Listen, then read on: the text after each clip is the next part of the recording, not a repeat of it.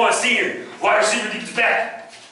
My first memory of Day'Lynn was when he was first moved here, he was terrified to step foot in the weight room. He would find any excuse he could to get out of it. Young Day'Lynn was scared of work, doing hard things, and being a leader was not something that he really wanted to do. Early on in his career, Day'Lynn faced a lot of hardships and obstacles on and off the field. On the field, the Bucks were having struggles, and Day'Lynn was asked to step up as an underclassman and be the guy on the team to make the plays in the league. That's a lot to ask for someone who was young and still trying to figure things out. Day'Lynn did the best he could. He failed and he failed over and over again until he got something right and built on that. He repeated that process over and over and over again. Day'Lynn's patience during that time did him so many favors.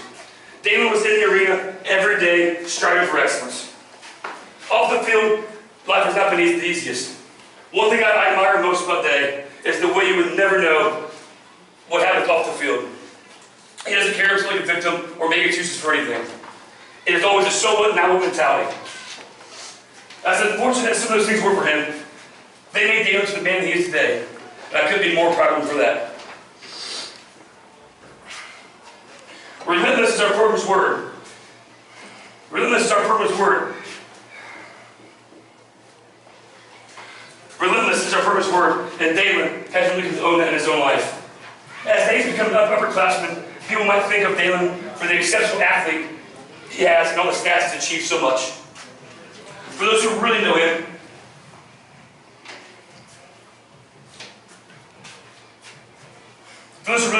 you find out really quickly those stats are nothing in comparison to the person he really is.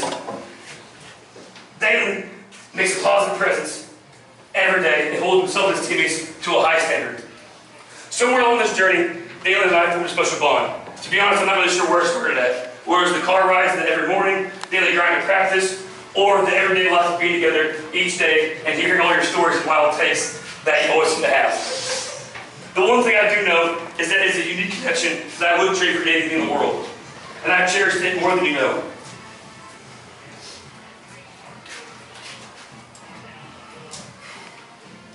Your story today has been one that's been amazing to watch, and I've enjoyed having a small part of it. I'm so proud for you, man, to trust the process and build this program back up, brick by brick. Lastly, Day'Lynn, I want you to know, come to this where you were born and raised. Because of the way you've poured into the people around here, and you've constantly chosen to do things the right way, this place has become your family. Whether it be a lifelong connection with your teammates, coaches that care a lot about you, or families that take you in under their wing, this is your home. There's no one I would want more to go defend our family tonight and defend this home tonight. Day'Lynn, go do what we do, straight for 6, don't flinch, do the right thing, hit heavy, be big on D, and be special every opportunity you got, man. Good luck tonight, Day. Let me go.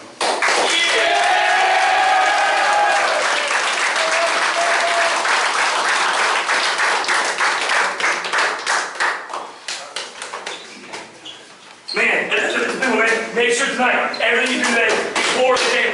It's a crazy thing to think about. 4 years of pouring into something and building something and working and grinding over and over and over and over again. It takes a lot that those guys deserve. They deserve the guys that are pouring to as well too. It's time to go do and do the Bucks freaking do, man. Come ready to go today. It's time to put it out, man.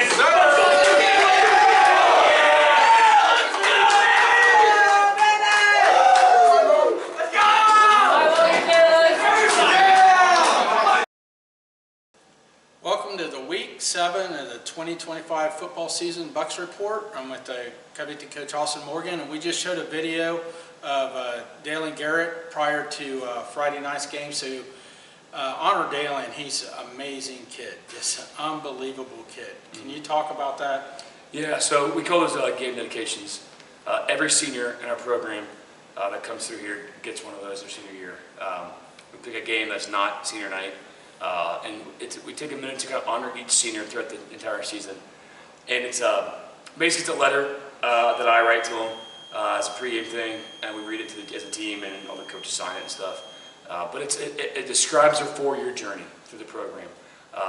Think of a 4-year senior. There's so much stuff that happens: good, bad, ugly, awesome, emotional, and it's kind of just a reflection on all that and the journey they've had to that point so far. And also the journey that's coming next on them. So that's what those are. like I said, every senior gets one of those. And personally, I enjoy riding them because it gives me a time to reflect a little bit. You know, it's been 4 years since Day'Lynn's been here as a freshman, and for every senior that comes through, to kind of look back onto those things and reflect and think back of all the cool stories that make you mad sometimes, and stories that are a lot of stuff. So, and Day'Lynn was one. We were a pretty tight relationship, me and Day'Lynn do, and showing his journey was awesome. You know, a lot of times you get emotional because you can reflect on all this stuff, and you know, senior years they're an awesome thing. It's like the bittersweet, right? Where it's like so many great things, but also it's so many sad things at the same time. But it's one of those things wouldn't have any other way. So, Well, the way you guys have coached him over the last 4 years, and the way Day'Lynn is acting right now as a senior, you guys have set him up, and it's the most important part. You have set him up for a very successful life ahead of him. The way he puts a lot of work in, the way his attitude, it's amazing. Yeah. Well, I appreciate that. I mean, I honestly know a lot about Day'Lynn. He's an awesome kid. He just an all around like humble human being, kind human being that cares and pours in their people. So, I mean, we didn't do too much, honestly. That's a lot about Day'Lynn. He's just an awesome kid and a great athlete, and just excited for his future and whatever that brings his way.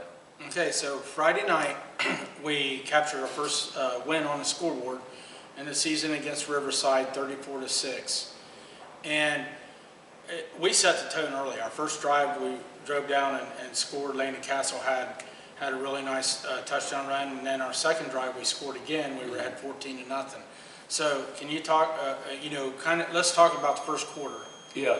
How well we played. Yeah, I think we had 3 drives offensively that quarter. Like you said, yeah, the first 2, we ran the ball real well. Our O-line is playing lights out right now. Really proud of how they've been progressing as the year's gone on. They're just doing an amazing job. So that's where a lot of it comes from. I mean, if you give them have a long drive and run the ball 90% of the time in a drive, that's awesome, right?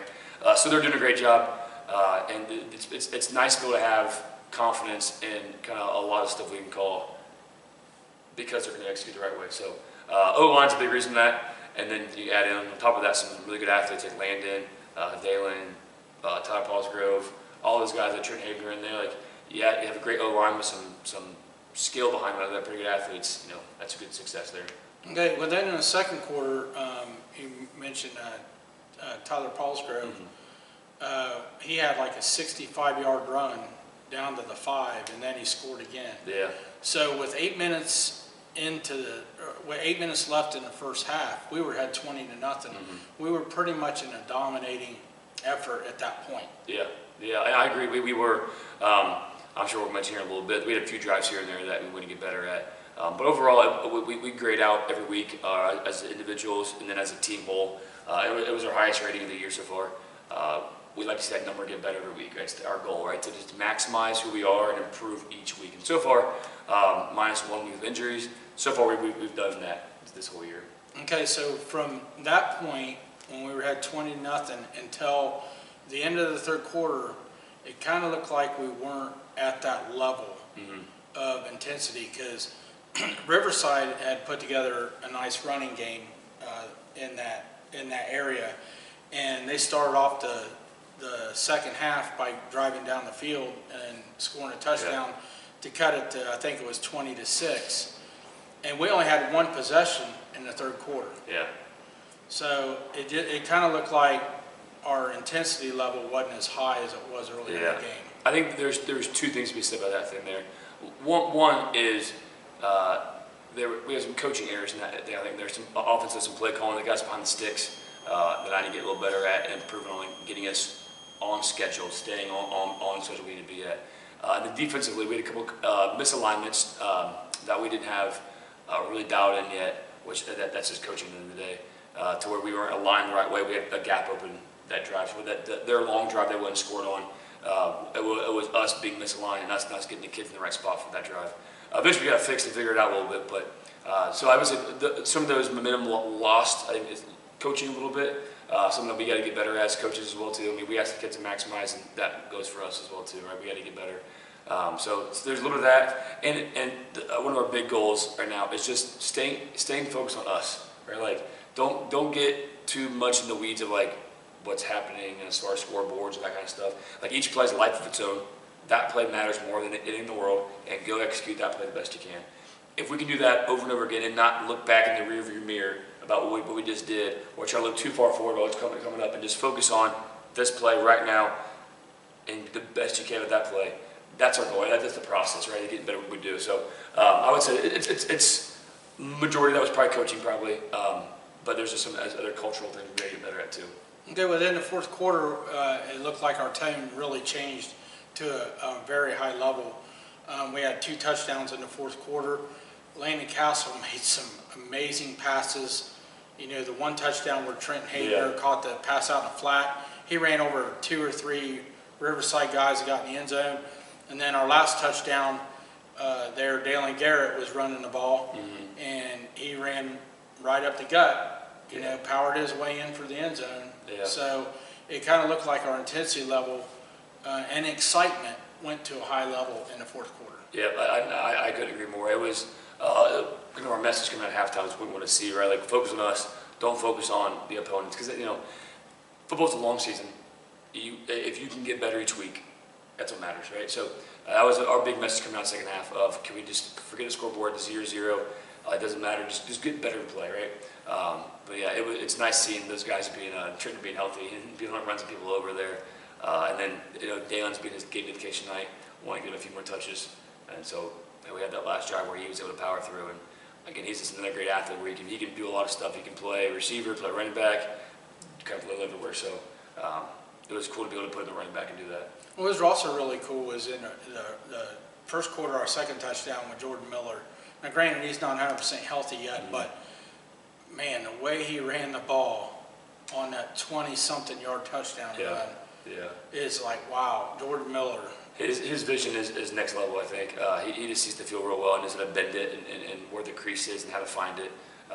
It was a nice cut back against that power scheme. He just cuts it back. It was cool to see that because that's hard to coach, and that's just Jordan Miller being a great athlete and Jordan Miller being Jordan Miller. Okay, and defensively, there was situations where Riverside had time-consuming drives, and they would get down maybe around the 30, the 20, sometimes inside the 20, and we held them on fourth down. We made some good defensive plays in the secondary. We'd knock down some passes. Johnny Miller and Philip McMackin made some great defensive plays, and it shut them down. And Porky, Tyler Paulsgrove had a really good tackle on a fourth down that gave us the ball back. So defensively in those situations, it looked like the kids stepped up the level. Yeah, it was like I said, we had some coaching mistakes that put us in that spot, but it was awesome watching the kids step up and make us right, and go there and make those plays, because sometimes you need that dudes being dudes, and that's what it was. So that was awesome. I think we had 3 of those fourth down scenarios through the game where we needed somebody to make a play, and it wasn't just one guy always stepped. It was multiple guys that could step up and do that. So I think it's a sign of where we're at. We're getting more confident, where we're growing, we're getting better. More and more guys stepping up as we go on. I think the two also really critical parts of the game was our offensive line and our defensive line. Our defensive line really made it difficult for them. We had, I think, over 12 tackles for losses. Now, granted, not all of them were defensive line, but the pressures that they were implementing in the trench, and then offensive line, we had over 300 yards rushing, and a lot of it was because of the blocking. Yeah, I would say 99% of it was blocking, right? Those guys are game changers right now. They are working their tails off. On defensively, they bailed us out where we had a bad call or if our linebackers didn't fit right. Trent Hayner would just go make a play. EB would go make a play. Mo would make a play. We almost all these guys just saying like, so what now? What? Go make a play. So that was awesome seeing that. And then just the consistency from our O-line to go hammer it, be tough, be consistent, be a unit. That was cool to see. And just watching them grow, it's been awesome. They were the difference in the game as a whole. Okay, well this week we are hosting Troy Christian for homecoming night, and it's kind of a situation where you can't look at their record because you don't know the situation that they're in. They might have some health issue. You never know if they got injuries or what. So what does Troy Christian bring to the table for us, and what do we have to do to maximize that level against them? you hit a big point there. They have injury issues where a lot of those guys probably getting back against us, and so it'll be the record they have does not show at all who they are. And that staff has done a good job this year. This is their second year over there as the TC staff. They are much improved from last year. You know, they've done a good job. We made the mistake already once of trying to look past somebody based on records or past years. Like Arcanum week 1, we kind of looked past Arcanum because we beat them last year. So I think we learned that lesson that you can't look past somebody. Every game matters. Every game is important. Every game has its own little life there, right? So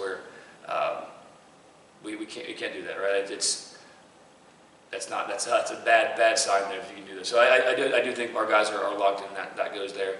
But they're young, but they bring a lot of guys back from last year. A lot of sophomores that are playing now. So kind of the similar situation we were in like 2 or 3 years ago. They had some young guys playing, not a lot of upperclassmen, to where they take their licks here and there. But I mean, they're going to keep growing and getting better each week. So you know, they throw the ball decently well, and their defense flies the ball. So it'll be a good challenge for us. You know, I think it's a good thing about our kids trying to see, can we keep focusing on us and getting better. You know, that's the big thing there. So. Well, and the good thing about being in TRC, there's no sure games. Yeah. I mean, you got to play. You got to be focused and play at a high level every game in a TRC, because anybody could beat anybody. Mm-hmm. Oh yeah, and that's why I love it. I mean, I'm a fan of the conference just mainly because of that. Like, I don't like off weeks as far as, you know, off weeks. I think it lowers your standard. It allows kids to get comfortable, get complacent, and then, you know, then that starts breeding egos and all these other issues, right? Where each week, you know, your ego needs to be in check because you could get smoked that week. So it's important.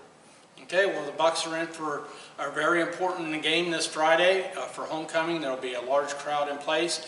Up next, we're going to show some highlight videos of last Friday's game against Riverside, and then next I will talk to senior lineman A.J. Reyes and another senior lineman, or junior lineman, Eli Brooks. Hi vlog, I'm back. Just wanted to say, hey, you're getting closer. Okay, I'm good now. Bye.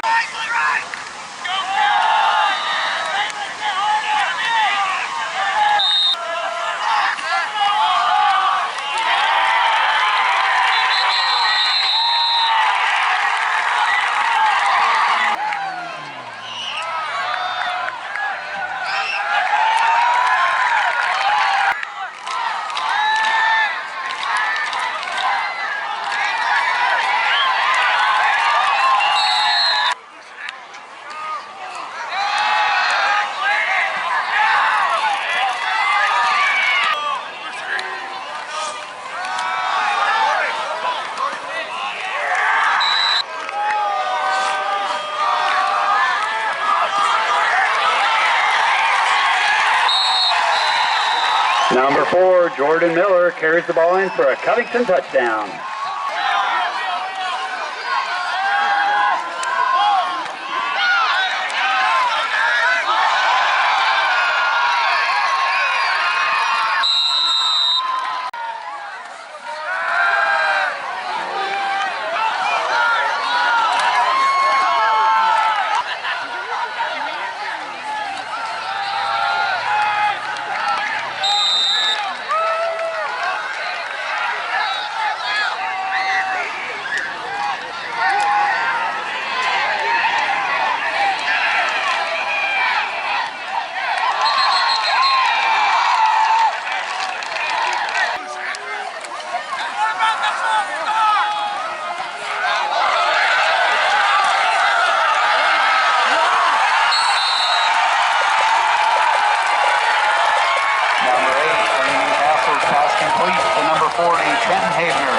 Good for a Covington touchdown.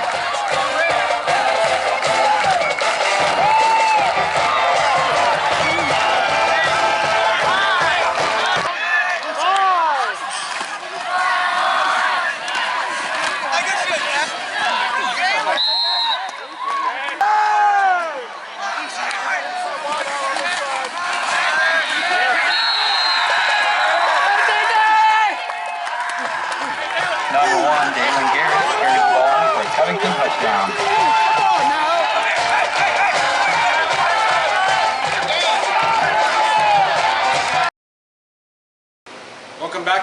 Report. I'm here with the senior AJ Reyes, junior Eli Brooks, two critical offensive linemen who are back now in the game after unfortunate injuries, and they had a huge impact this last Friday against Riverside, helping Covington accumulate over 300 yards rushing, and your guys' blocking was off the chart. So can you talk about the improvement of the offensive line since you guys have been able to come back from your injuries? I guess it's just like, you know, a lot of those kids had to like step up in these positions, so like having those young guys be able to take the role and having to keep fighting and get better, they learned a lot throughout the time when we were out. And when we came back, as we were leading them, they just like stepped up and really like keep going and pushing themselves to get better. I feel like it built a lot of trust in us as a line as a whole, because at practice we get scrappy and those young guys, they want to push us at practice to our best ability, and it just makes the whole line better as a unit. Okay, so our opening drive of the game, we drove down, I think it was almost 75 yards, we drove down the field and scored, and we pretty much ran the ball. So you guys are set the tone. So what was the mentality going into that game for you guys? I guess just like, it doesn't matter how big they are. I mean, they had some pretty big kids in line, but obviously like we play harder, we hit harder, we do everything better. So we just go out there and do what we do because we know we're better. So just keep going green. I mean, this is the culture our coach has set out since he got here at Covington, is to be a run-first team, get 4 yards a carry, and just be more physical than our other team. So that's just our goal every week, and we just perform and put out on display against Riverside. Okay, so AJ, this is your 4th year as a starting offensive lineman. You're a senior. And Eli, this is your 3rd year. You're a junior as a starting offensive lineman. So can you kind of explain from your time as freshmen, when you guys started on the offensive line to now, how much improvement do you guys notice on the offensive line? I don't know. I think it's crazy how much like over the years like our line's got so much better. I remember my freshman year, you know, we were soft, like no one was really wanting to hit and everything. And now my senior year, I mean, I got kids who are like 135 pounds and they're playing linemen, and they're knocking like people back, and it's crazy how hard those little kids can come in here and play just for their size and everything. I feel like it goes to show how much work we put in the past couple of years to be able to go out and do that. I mean, obviously you get bigger and stronger throughout the years, but as a unit and the chemistry we've grown together, those are our brothers out there, and we play for each other. Well, and also another critical thing that I've noticed is how much you guys have helped some of these younger players, some of the freshmen and the sophomores, that they've been put out there on the field too, unfortunately because of some of the injuries that have happened, and you guys have helped them develop. So how have you kind of helped some of those younger players generate some confidence and also to learn what they're trying to do on the offensive line? I guess I've always been one to be like pretty talkative when it comes to talking to others. So like I'm always like giving feedback or hyping guys up or telling them what they do wrong, what they need to like keep doing better at, and all that stuff. You've got to put all your trust in those younger guys, because you never know, some injuries could happen, guys could go down and they could be expected to go out there. So that just starts in the summer, building team chemistry with them and just teaching them what you know so they can go perform to the best of their ability and you can have trust in them out there. Okay, so here we are, we're halfway through the regular season. And granted, our record doesn't represent how good our football team is, and you guys know that. We have 5 critical regular season games against pretty talented teams. What is your guys, not only just you guys, but the rest of the team, what is the mentality throughout these next 5 games? You know, just don't look back at our past 5 games. That doesn't matter now. Just keep looking forward and keep going out there doing what we do. We have a chance to make playoffs still. So if we just keep doing what we do and keep, getting better, I mean, we'll be a great team. I think our mindset as a whole team is just to put our heads down and run this gauntlet and make a push for playoffs, because we know we're a playoff team and we know we can compete in the playoffs this season. So it's just do what we did against Riverside, just keep doing that again. Run first, be more physical in these teams, and just get wins. Well, great guys. It's really awesome. You guys are back on the field. You guys had a huge impact. And also, what is awesome at Covington is our cheerleaders. They had a competition. They hosted a competition this past Sunday, which was really cool. And we're going to show a video of both a high school and a junior high. So right here, this is Check those out spotlight. So that's fun. All right, in the hole, we have our camp. On deck, Zia. But right now, let's give it up for Covington High School cheerleaders.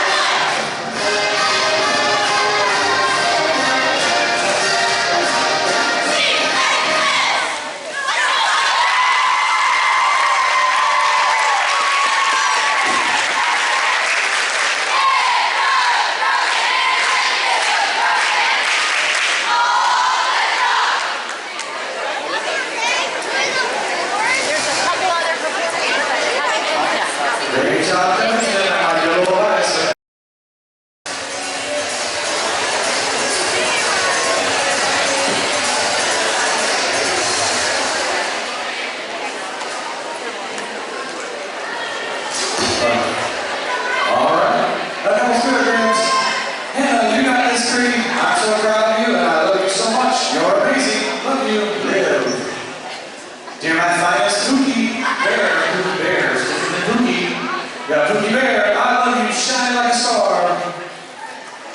From Brady and Liv and Lexi. Yes. Nice stuff.